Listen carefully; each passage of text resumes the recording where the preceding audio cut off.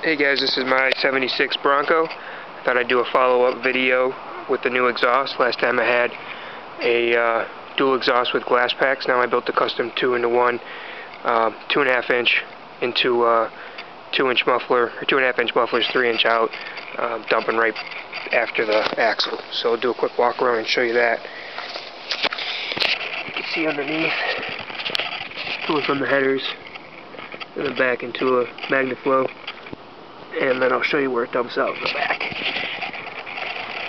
So, same 351 as before. Long tube headers. A little prettier than last time. Look this side real quick. You can see the muffler back there. And then here's where it dumps out. Alright, so I'll get it started up real quick. And we'll do a walk around again.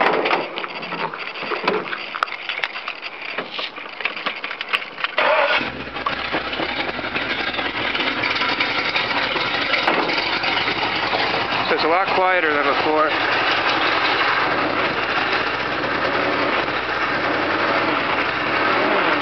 A lot less drone. It's still enough to let you know something's there. I'll go rev it up.